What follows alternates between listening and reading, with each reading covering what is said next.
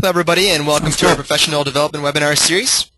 Thank you for joining us for the presentation titled Before They Do, Helping Couples Prepare for the Sacrament of Marriage with Anthony Gracia.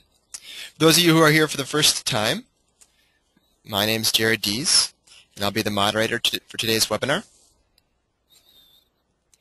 Today's webinar is brought to you exclusively by Ave Maria Press in partnership with the National Conference for Catechetical Leadership, the National Association for Lay Ministry, and the National Federation of Priest Councils. Everyone in our audience is muted today, but you are able to ask questions. Questions may be sent to our presenter using the questions section of the GoToWebinar panel, which you can see displayed here. Please take a moment now to find the box for typing questions on your GoToWebinar panel, and simply click the send button at the bottom right-hand corner to send your questions to our presenter. And at the end of the presentation today, I'll read as many of those questions as possible.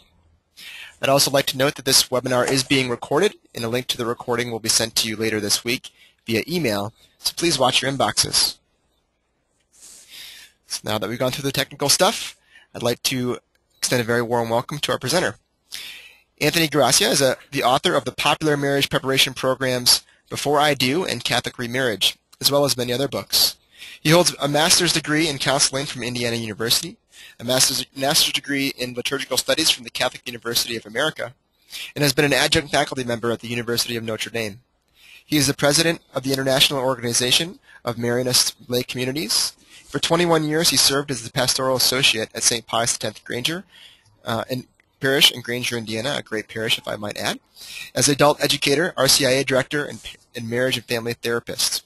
He is currently the clinical director at the Samaritan Counseling Center in South Bend, Indiana, where he and his wife, Beth, live, and they have three grown children. So, Tony, thanks so much for being with us today. Okay. Yeah, thank you, Jared. I will hand things over to you. And there you go. Okay, thank you. All you. Well, I'd like to invite everyone, or welcome everyone to the webinar. And I have some slides which I'm going to go through. And it's on the title of Before They Do, Helping Couples Prepare for the Sacrament of Marriage. And let's just recall the objectives, helping couples to prepare for their marriage. And I want to examine how communication and conflict resolution form the foundation of their relationship, with a special emphasis on what I would call the toxic patterns of communication and conflict resolution. And then I also want to begin with some suggestions on how to integrate the focus and/or the prepare and enrich inventories into the marriage preparation. Not all of you maybe work with those inventories, but they're often used as part of an overall pre-marriage preparation program. First of all, I want to talk a little bit about the role of the lead couple or the group in preparing a couple. And I'm going to begin with a bit of a story, and that goes back to the early 90s when I was working at St. Pius. And we had a speaker come in to talk to our lead couples who were preparing engaged couples for marriage. And he began his presentation by saying that it was our job as a lead couple to make sure that as many couples as possible didn't get married. And many of us were shocked by that comment, and we began to even question our role because we didn't think that we were trying to prevent couples from marriage. And it got a lot of discussion going.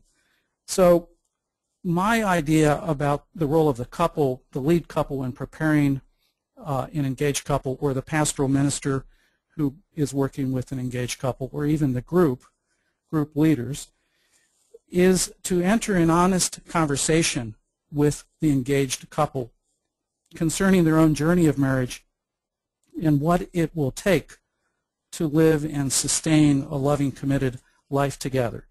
Even as a therapist, when I work with a couple in pre-marriage counseling, I tell them that I'm not trying to prevent them from getting married, but that I will be very honest with them if I find that there are some significant problems and difficulties that need to be talked about. Okay, so a quick note on the role of the inventories like focus and prepare and enrich.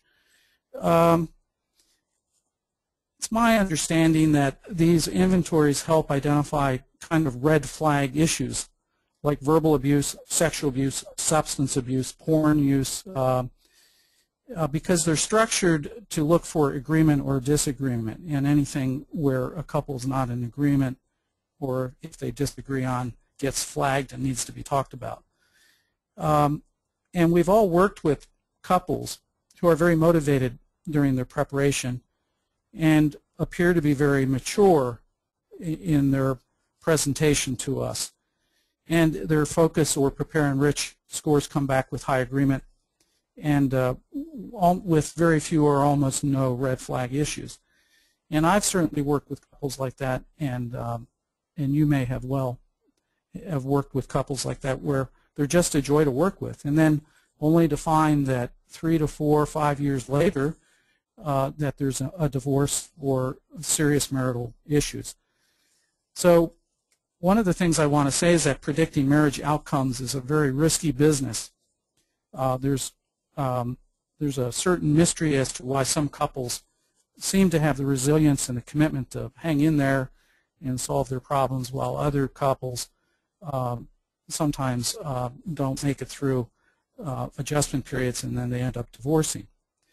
On the other hand, we know that there are some very clear indicators of trouble later into the marriage. And I want to talk a little bit about 2 of those. And those are, the first bullet says, the failure to bond adequately and make the transition to the deep couple bond that's necessary for a successful marriage.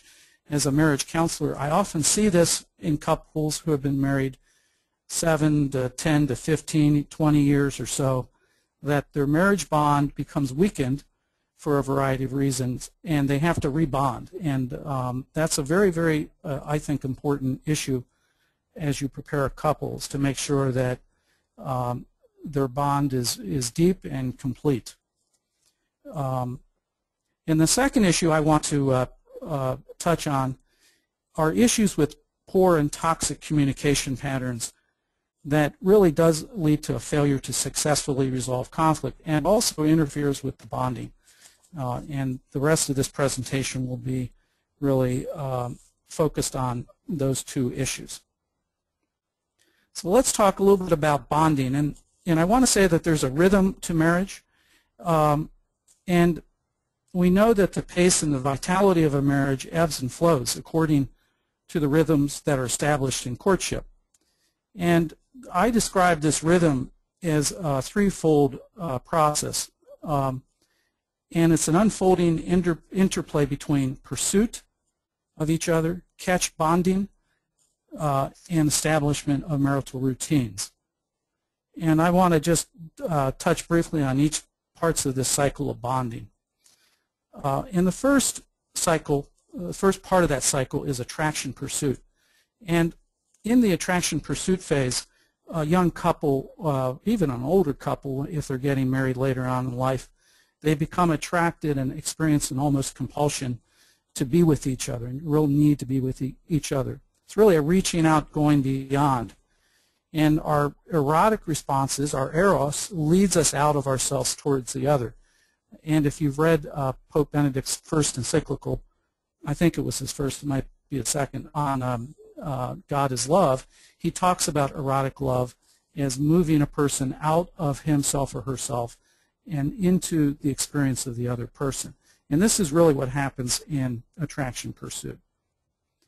The next phase of this cycle is catch bonding, where in the beginning we get attracted to our partners and we pursue each other, and there comes a point where we actually catch each other and we start the bonding process. And that can happen very quickly. It can take some time.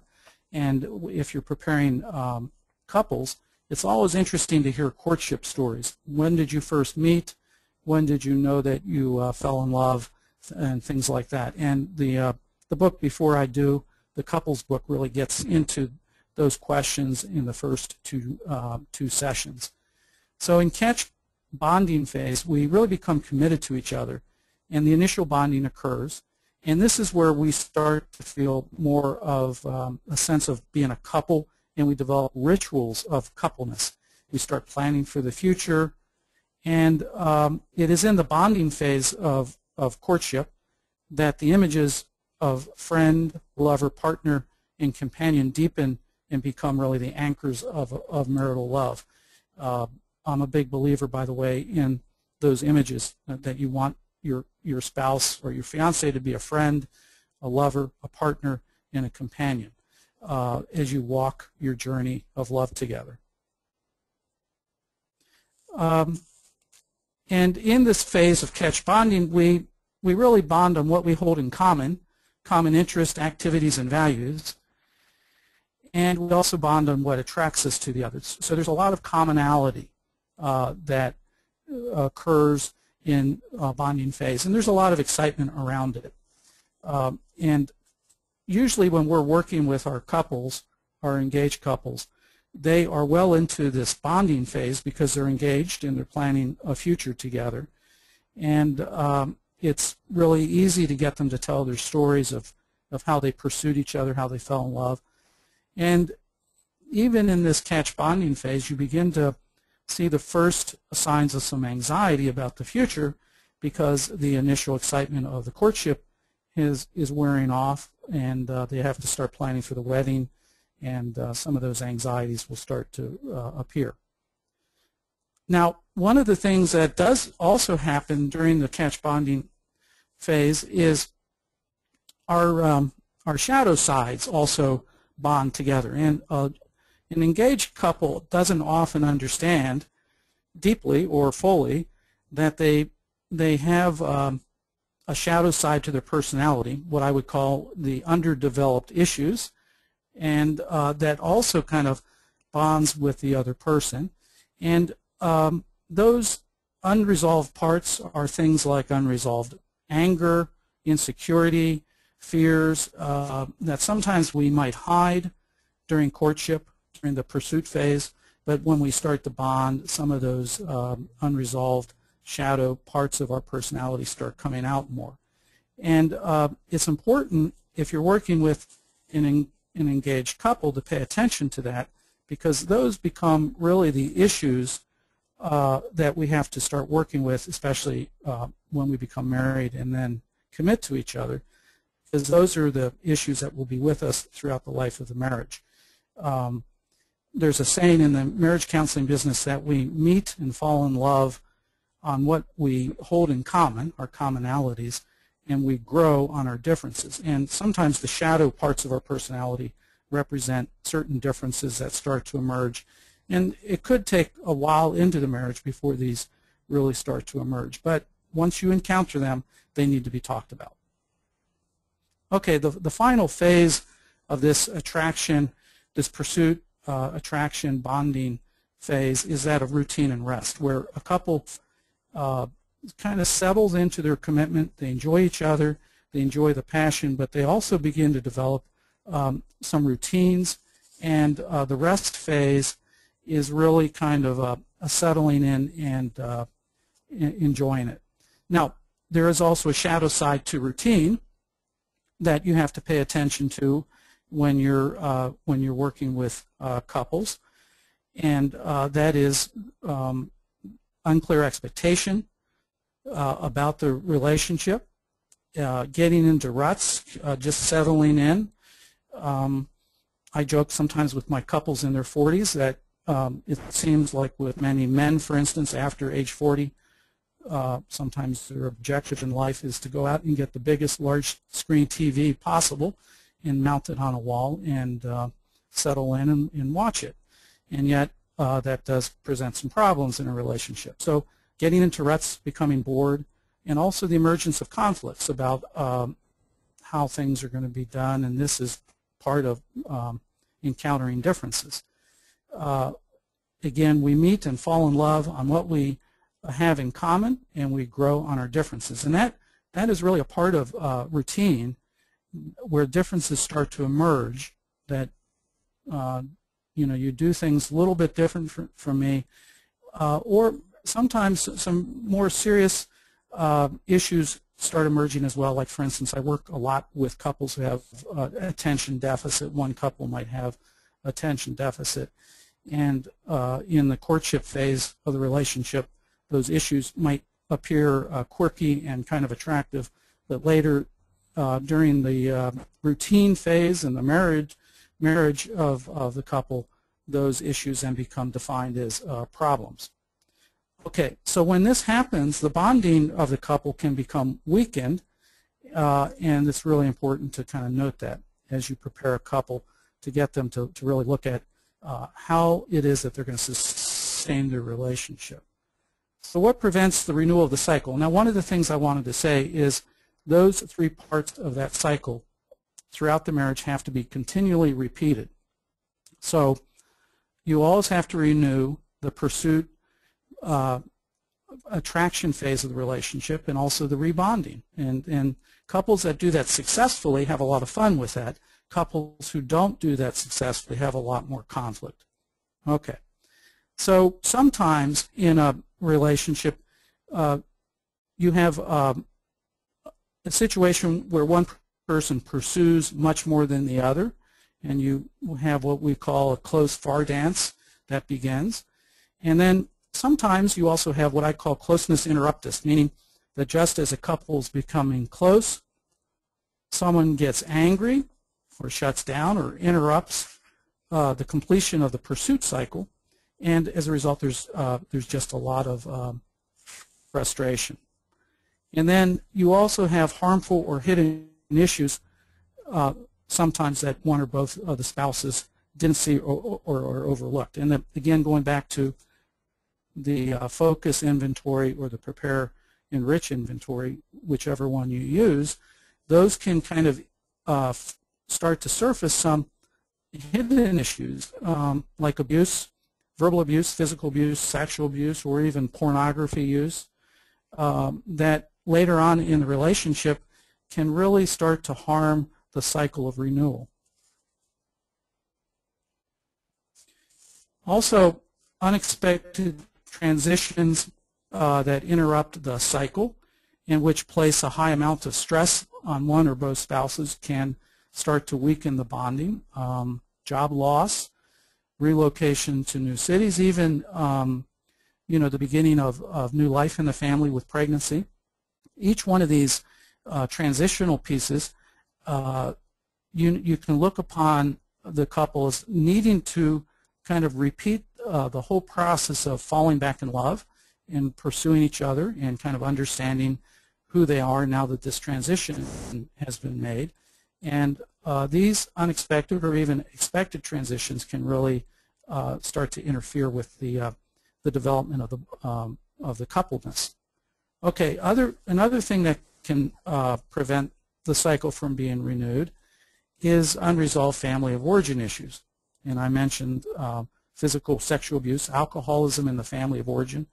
All of these can cause a person to develop what is known as kind of a maladaptive defense mechanism that begin to interfere with the normal cycle of marriage.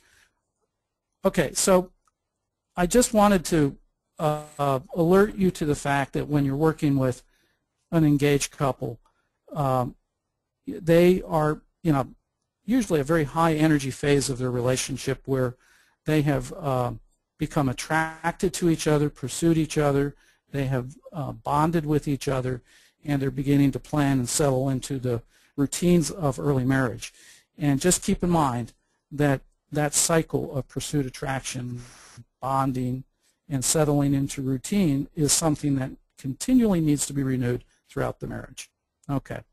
And that unrealistic expectations that can lead to anger or withdrawal or increased conflict between the two spouses, and also where there's a failure to identify and meet the basic needs between the husband and wife, those can really start to interfere with the renewal of that cycle. Okay, now I'm going to switch, and I want to talk about the second major piece that I think starts to interfere with the deep bond that should occur between a couple.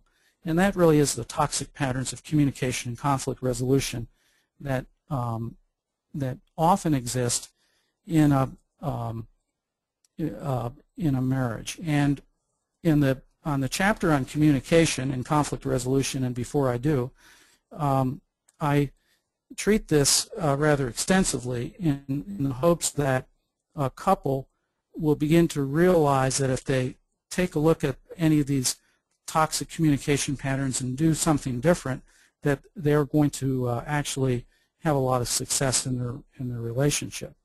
And this material is really influenced by the marriage researcher John Gottman, Gottman, who has written a number of books on successful marriage, and he has identified 4 very toxic communication patterns that he claims will kill a marriage or kill a relationship. So the first one is criticism, and you have to realize that these can be communicated either verbally or non-verbally. And so criticism is really any communication that where a person criticizes openly or indirectly the other person. Oftentimes, when you see this as a therapist or even as a pastoral minister working with an engaged couple, you listen to their language. You hear a lot of "you always" or "you never," and one of the rules that I try to work with my couples on is to really only use the word "you" once in a communication with the fiance. So it's very hard to do because oftentimes there's a natural tendency to want to criticize or to blame. But criticism is the first very serious toxic pattern of communication that if you can work with an engaged couple, point that out and have them start doing something different, that they will clear up a lot of very positive space in their relationship.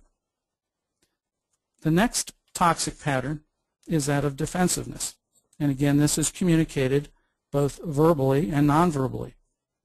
This is really the strategy of saying yes, but, where when a spouse or a fiance brings up an issue to the other person, they might flinch non-verbally, they might roll their eyes, they might literally say yes, but, and explain away their actions rather than taking responsibility for them. And as I mentioned, the nonverbal part of that is eye rolling, sighing, shoulders tensing, finger pointing, or hands coming up in protest. And it's important, again, to point that out to younger couples, especially younger couples who are engaged to be married, so that they can understand and assess whether they have any defensiveness or criticism in their relationship with each other. The first two, criticism and defensiveness, go hand in hand. Usually, in my experience in working with a couple, if somebody is being critical, the other person is usually being defensive. And it's my responsibility as a therapist to point that out to them so that they can try to understand and gain some insights into how they're communicating in a kind of a toxic way. The other thing that I might add is, before I do, there's a number of exercises where a couple is asked to look at the communication and conflict resolution patterns of their own family of origin to try to identify if any of these patterns exist. Okay, the third very toxic communication pattern is what John Gottman calls contempt, and that's much harsher and verbally abusive behaviors, name-calling, very real put-downs of the other through verbal and nonverbal means. We might think it's not that big of a deal, for instance, when we hear children call another child stupid or that's stupid, things like that.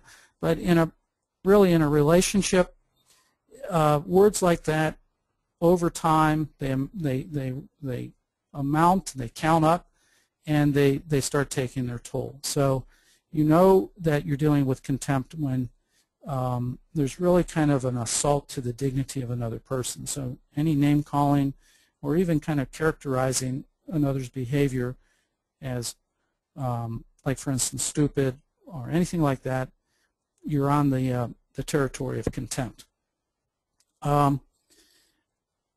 Contempt will usually not be shown in social situations. Like, so for instance, if you have an engaged couple in your living room, or if they're at your parish hall with a group, most people will not be showing open contempt of their fiancé, but they will usually show it privately. And I would encourage all of you, and I'm sure that you do, pay attention to teasing, since it can be kind of an early warning signal and the tip of the iceberg of contempt issues, so that as a therapist, for instance, I'm often dealing with couples where teasing is really like a double-edged sword, that it goes so far, and many people will tell me that they tease their spouse or their fiancés because they love them and care for them, and they want to inject some humor into the dialogue. But oftentimes teasing also communicates a certain amount of anger, or, as I say, contempt, and you have to be careful about that. And as a lead couple, if you're working with an engaged couple, you really want to have them encounter a positive experience. And if you're a pastoral minister and you're working with an engaged couple, you want to do the best for them. And it sometimes is hard, really, to point this out to couples, to say, George, do you realize that you've been teasing your fiance for a good amount of this session? Because oftentimes that's a hard intervention to do, but it's an intervention that, if you do that early, oftentimes a couple will appreciate that you're being honest with them, and they'll start to correct it often. Okay, the final toxic pattern of communication that John Gottman talks about, and again, these are in Before I Do, is what he calls stonewalling. Stonewalling is really defined as shutting up and shutting down. And this is where we just don't deal with a problem or with a request from our spouses or even our fiancé. And stonewalling is often enacted mostly by nonverbal behaviors. It's characterized often by walking away from another or refusing to talk about problems, and maybe even shutting down over days. And stonewalling is maybe what we might consider a very passive-aggressive way of communicating, but you can just pay attention to your own communication patterns, and oftentimes when we're criticized, one of the first things that many of us do is we just become quiet, because we need to think about what's going on and what was said to us. And oftentimes we also want to prepare our defense. So maybe all of us, to some extent, participate in stonewalling. Not everybody. But when you're working with a couple and you see this type of pattern occur, it's really best to try to note it and to, again, to try to talk to a couple about it, because, again, it goes back to the role of the lead couple or the pastoral minister or the group in preparing an engaged couple, is to have an honest discussion with them as possible. Because really, when they get into their marriage and later on problems emerge, and many times problems are communication problems, they might remember if you have brought this up to them and have said, for instance, I see the presence of criticism, defensiveness, or contempt, or even stonewalling, and where you can really talk to a couple about maybe doing something different. Because in my experience, this is the single most important intervention you can do with a couple, is to point out that they have these patterns. When I work with a married couple, and this would be a couple from married 2 years to 32 years or even 42 years, I'm always assessing to see if they have the presence of criticism, defensiveness, contempt, and stonewalling. And I'll be asking some very pointed questions, and if I notice that they do, I will talk to them about the importance of just trying to root those 4 communication patterns out of the relationship and trying to do something different, because it then frees up a lot of space. And lo and behold, when I work with a couple and I present those to them and they come back after a week or 2, and suddenly they're not criticizing as much, they're not being as defensive because they're aware of it, they really do report that they're happier. And so I think John Gottman, as a marriage researcher and author, is really onto something. And it just tells me that the early intervention with our couples, our engaged couples, can go a long way to really providing them a good, firm foundation in their marriage. And again, these toxic communication patterns will surely undermine the bond of a married couple if they're not addressed. Okay, so what to do when there are problems? As I said, remember to engage the couple in an honest discussion. I often will tell the couple that my job as a therapist is not to prevent them from being married, but if I can get them soon enough in the process, I might suggest a delay so that they can really work through these things. One of the problems that we have, I think, and I don't know about your own parish if this is a problem in your parish, one of the problems we have is that oftentimes couples are under a lot of pressure to plan for their wedding. So in my diocese, for instance, we have this policy that says that they need to do marriage preparation 6 months before the actual wedding date. Well, 6 months is not a very long time, and oftentimes couples will come for marriage preparation and they'll have a lot of pressure about sending out invitations and things like that. And when real problems start to emerge in marriage prep, they might be more or less reluctant to call off a wedding or even postpone a wedding. But our task is to be as honest as we can and to try to help them. And the other thing is to try to get them to maybe make a commitment once the marriage is enacted to do some counseling, follow-up counseling. And that is certainly true of a lot of my couples where often I might see somebody in pre-marriage counseling and later on in their marriage they're coming back for kind of more work on their marriage. Okay, so you try to engage the couple honestly, you raise issues to them, and you emphasize the importance of changing the patterns now rather than waiting until a crisis emerges later. Now, you know, I'm very conscious of the fact that when a couple comes for pre-marriage work and marriage preparation, that they want to have a really joyful experience. And so, again, your role is not to be like a Debbie Downer on them and say, boy, do you guys have problems? I'm just suggesting when you see these patterns emerge, you have to be honest with them and try to at least get them to see that they need to do some work. Okay. And the other thing that you could do as a pastoral minister or a group leader or a lead couple, whatever your role is to really encourage a couple to do some pre-marriage counseling. And if you feel that these patterns are serious. And this really gets back into the role that you're going to have with your the person, the pastor or the pastoral associate or the deacon or whoever is making a final decision about the marriage at the church. What type of role and relationship do you have with this person where you can talk to that person and suggest that this couple actually do some pre-marriage counseling? Because again, that's just another way to help in the preparation process. Okay, I think that ends my part in terms of my presentation. I think I don't have any more slides. No, I don't.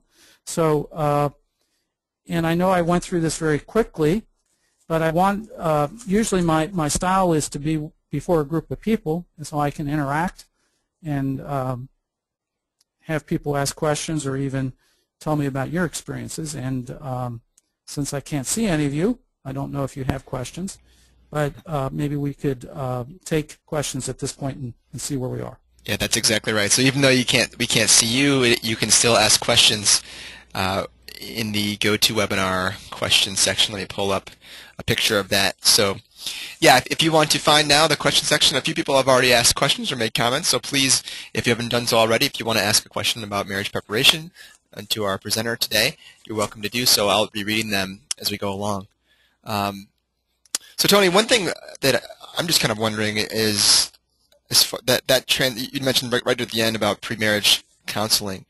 If you are a sponsored couple, or if you're working with a couple and you don't feel exactly equipped to deal with some really hard issues, how do you draw the line? How do you know when to say to a couple, to suggest kind of marriage counseling? What are some really top 3 warning signs to send your way? Well, that's a good question. Thanks, Jared.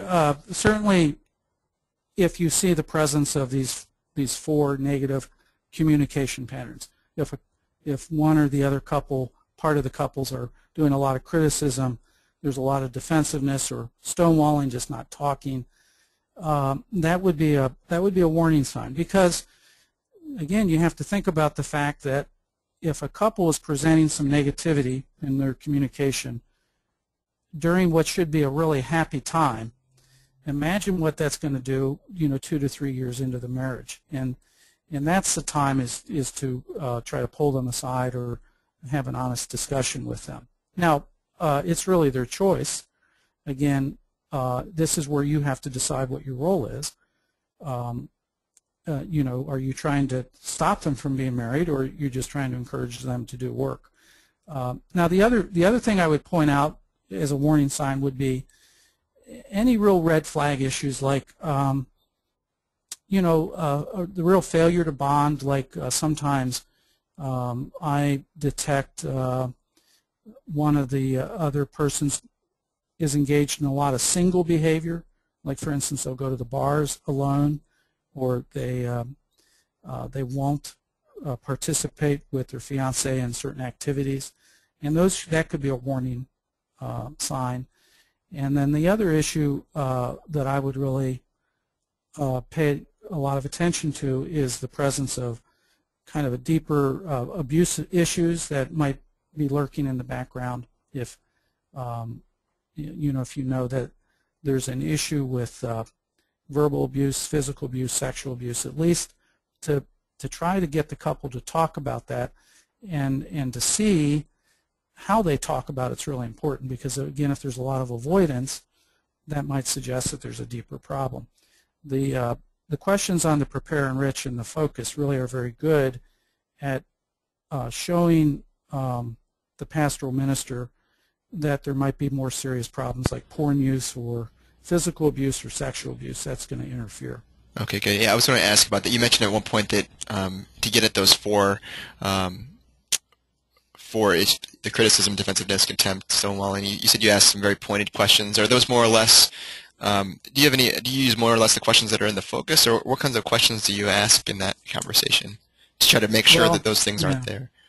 Certainly there is in the chapter on in Before I Do, they're actually talked about. So, and again, the role of a lead couple or a group or a pastoral minister is not to be a therapist to this individual, and you really want to structure a very good time for a young couple, because they're very hopeful, and they really do not want you to point fingers at them and say you shouldn't get married. But yeah, if you have to listen to your instincts when you're working with a couple. If you're just picking up a vibe from them, I would check it out. Try to tease that out a little bit. And usually if you're working with a couple over like 6 sessions, this is the type of conversation that you're going to have around session 3 or session 4, because you really want to make sure that they trust you either as a lead couple or as a leader of a group or even as a pastoral minister. Okay, great. We have some really good questions coming in, so I'm going to start reading those now. We have one from Peggy who says that we run a marriage prep over a 2-day weekend format, and right now we are moving towards focusing on combined family support. Do you have any suggestions as to how to provide better awareness in this short time period? Very good question. You have these couples for kind of an intense weekend, and of course they're going to have a lot of fun. They're going to continue their bonding. I would quite frankly be ready just to talk to them about some issues that might get exposed during the weekend. And even as you set it up, when they come in and as they leave, right before they leave, that you could even have a checklist of, if you think that these things are emerging through the weekend, like, you could do better on your communication patterns. Here's some follow-up techniques or some tips, right? Here's some books you can read. I often refer my couples to John Gottman's book, Why Marriages Succeed or Fail. He actually has a book by that title. It's kind of stark, but it's very good. He's got checklists in it, and I will give that to an engaged couple if I feel that they have some of these communication issues. So checklist, book list, and then also maybe a list of pastoral counselors in the area that they could refer to. You want to try to keep the communications open, but that is a challenge if you only have them for a small period of time. It would be interesting, though, also to have someone on your staff if you're leading this this weekend experience. Would they be available to meet with a couple as well, just to kind of debrief with them? And that could be a very significant thing. In my experience, usually it's the I'm going to say something that's probably a little gender stereotype, but it's usually the woman who's going to be the first person who sees the problems.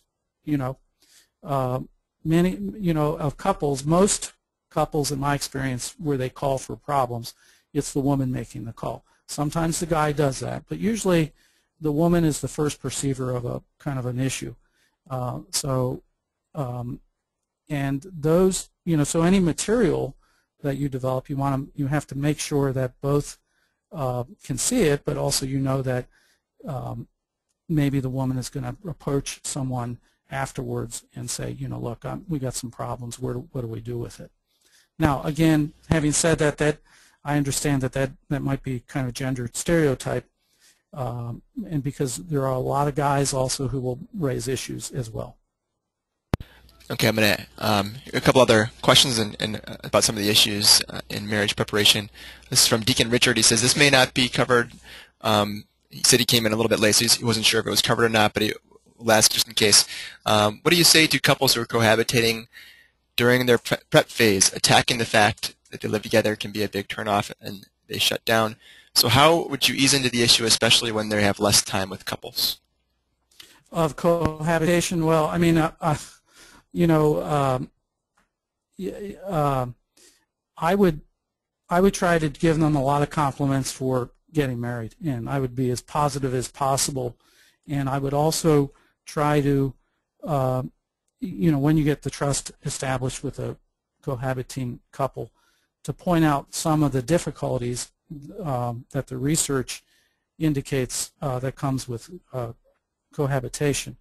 But the fact that a couple that's living together is getting married is a very good sign, I think, because it means that they want to take their relationship public, and they want to make a public vow about that. So to give them a compliment, some pastors I know ask couples to live apart, go somewhere else, and sometimes that's an economic issue. But you have to realize that making the move to actually get married, if you're living together, in the eyes of the church is a very good thing. And I think that that's just good pastoral advice, is to try to be as positive as possible. I do have, one of my books was Living Together, Getting Married, that addresses the issues on cohabitation. And there are a number of works like that that talk a little bit about some of the problems. For instance, one of the issues on cohabitating couples is they become sexual way before they work out their communication and conflict resolution patterns. And that's exactly what I was talking about how toxic those can be if they don't work them out. So that's the type of assessment that I would try to do with a couple that's cohabitating, is to make sure that they haven't done some compromising about their communication patterns. Great. And Tony, what was the title of the book you mentioned again? I think it's Living Together, Getting Married. Okay. And on my slides, I think there's a website down there. If you go to that website, you can take a look at that. Yeah. Is it marriageprepresources.com? Is that right? Yeah, that's okay. what it is. Yeah. Good. That kind of flows into probably this other hot button issue. This is from John, who wants to know, who says that, where's the role of NFP in marriage preparation in your opinion?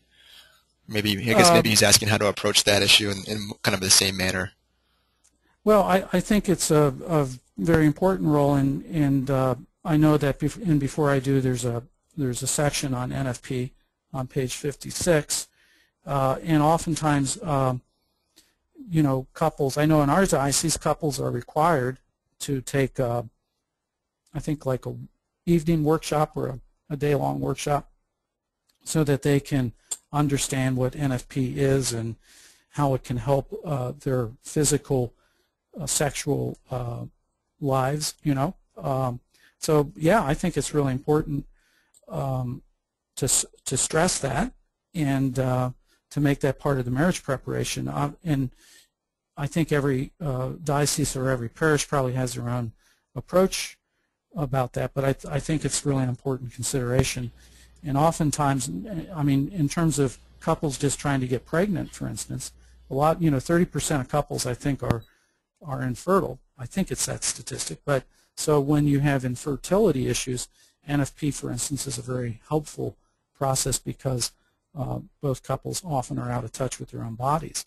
And that's how I would sell NFP, not as a you should do it and how, as a guilt thing, but more as kind of a this is why the church talks about the sanctity and the goodness of sexuality. Good, thank you. Jennifer wants to know a little bit more about something you mentioned. She says, can you talk more about the shadow side or underdeveloped parts of a relationship? Many thanks. Yeah, well, again, that goes back to my marriage counseling, and so when you think about bonding, right? And you think about our awareness of our own issues. I use our belt line as an image of that, and I'll talk to my couples about. Sometimes we're aware of our shadow, and the shadow represents really the underdeveloped part of ourselves. For instance, my own fears about I'm not good enough, or I'm not creative enough, or I'm not included enough, right? Or I fear abandonment, right? Those shadow parts of ourselves they reside right below our awareness level, right? And sometimes they bob up, and that's why I use the belt line. They bob up above our belt line so we can see them, and then they bob down and we can't see them anymore. And it really behooves us to try to develop some self-awareness and to ask what shadow items, underdeveloped items, am I bringing into this relationship? And here's another example of that. If you've been physically or verbally abused, let's say you have a person who was teased and bullied in middle school and high school, and then also verbally abused by a parent, or maybe even physically abused. Oftentimes, when you have abuse like that, there's a part of that person that stops growing as the other parts continue to grow. And so that's an example of kind of the shadow, meaning that in times of high stress, that person who might be abused or bullied might travel back to the ego state of like a 14-year-old. And I'm going to tell you, when I work with couples in like their 30s or their 40s, and they come in, they're fighting a lot, they're often acting like teenagers. And so I often say, what happened to you during your teen years, right? And so we do a lot of talking a little bit about those issues, right? And that's what the shadow represents, is those kind of parts of us that we're not totally aware of and that need to be developed and healed, right? We bring those into any relationship we bond with, that we have a bonding experience with. And I hope that helps. Yeah, I think it does. I think it's really fascinating that the way you describe that. Can you, I don't know, can you share a few examples of when those kinds of things usually pop up or bob up above the belt line, and what are some of the times that happens? Well, you know, 30% of the clients that I work with have been bullied or teased in middle school or high school, and so that would be one issue. For instance, and then when a person gets married, you know, they bring those issues of maybe I'm not good enough, or I'm incompetent, or I'm inadequate into the marriage, and then they're basically seeking some reassurance from their spouse, or sometimes they'll get very angry at the spouse because they're engaged in some fight-flight behaviors. So oftentimes the shadow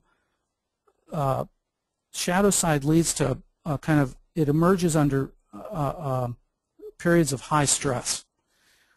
Most of us, in fact, I would challenge anybody who's listening to name a person under high stress that goes to a better level or higher level of functioning.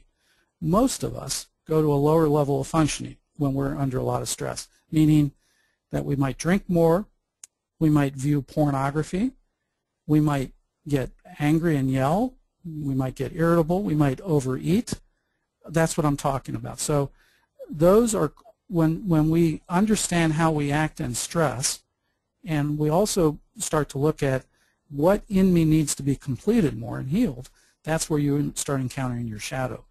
And I think that's one of the issues in marriage counseling, and that's why marriage counseling can be very helpful, is that people can actually heal. When you're working with an engaged couple, you know, a lot of these engaged couples are very mature and well put together people, but they also might not be as aware of some of that at the same level. Good. Tony, thank you so much for your insights and your thoughts. We have a lot of great compliments coming in, and I appreciate it as well, so thank you very much. We're almost out of time, and I want to talk about a few things here before we end. So first off, as we usually do, this is a discount offer or a promo code you can use on our website. If you'd like to get Before I Do, which is Tony giving an example today of his book Before I Do, so that if you're interested in checking it out for your parish, you can use the promo code 20% off. If you'd like to order multiple copies, make sure you take advantage of that before next Tuesday, February 26th, when the discount will expire. And the code is webinar in 219 for today's date. Anthony is also the author of another book called Catholic Remarriage, a workbook for couples, and that's on sale on our website right now for just $2, and you can check it out there when you go to look at or look for Before I Do. And the Leader's Guide for both of those books is combined into one Leader's Guide called the Combined Leader's Guide for Before I Do and Catholic Remarriage, and they're all authored by our presenter today. One other thing I want to point out before we finish is a website called Together for Life Online that we've developed in conjunction with our popular book Together for Life, which is used to plan wedding ceremonies. I'm going to pull it up here just so you can see it real quickly.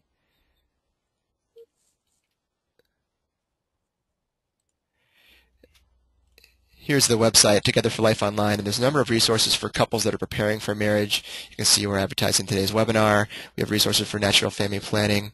One of the primary uses of the website has been for people that are planning the actual wedding ceremony, but there's also resources for marriage preparation as well if you want to send couples here. We have a lot of different articles that are coming up that deal with issues for preparation for marriage, but also people who are already married or married couples, dealing with finances, sexuality, listening, and communication. One of the most popular uses of the website is I'm logged in so you can't see this, but the selection form. So there's a selection form that is in Together for Life that couples can use online to submit their selections for readings and prayers to the priest or deacon who's doing their wedding. They can do that by filling out the form and sending it to the presider. And one thing I wanted to point out is something that our presenter today was actually a part of is we're experimenting with something called an e-retreat, and we're focusing on the topics that Tony talked about today, conflict and resolution. And we pulled some of the exercises out of Before I Do and put it into a format that couples can complete, not as a replacement for marriage preparation, but just as either a supplement to what they're doing, or also for married couples to use as they're kind of working out their conflict resolution styles. Tony created a little video for us, or we created a video with him on one of the sessions to really focus on in more detail some of the ideas that are presented in Before I Do. So you can send people to Together for Life Online/e-retreats to look at those retreats, but also togetherforlifeonline.com/e-retreats/conflict. Those are some places you can send people. It's also linked to on our homepage with a number of other resources for marriage preparation. So togetherforlifeonline.com, and also, as I mentioned, togetherforlifeonline.com/e-retreats/conflict to have couples work a little bit on their conflict styles and their communication issues that they might be struggling with. So before we sign off, I just want to thank our partners, the National Conference for Catechetical Leadership, the National Association for Lay Ministry, and the National Federation of Priest Councils, once again for their partnership in this series. If you're not familiar with their organizations, please go check out their websites.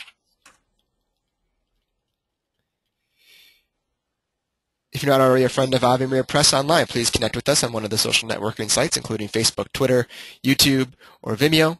We're also in the Apple iTunes Store. We have an app for Stations of the Cross, which is good for Lent right now.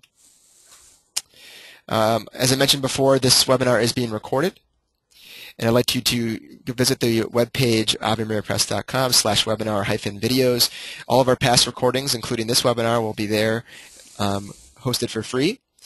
It's an excellent resource for teachers, catechists, pastoral ministers, pastoral administrators, and priests. And finally, please mark your calendars for the next webinar in the Professional Development webinar series. We're taking a little bit of a break due to a number of conferences that are coming up in the next few weeks. Next month on March 20th, 2013 at 3 p.m., it's on a Wednesday as opposed to a Tuesday.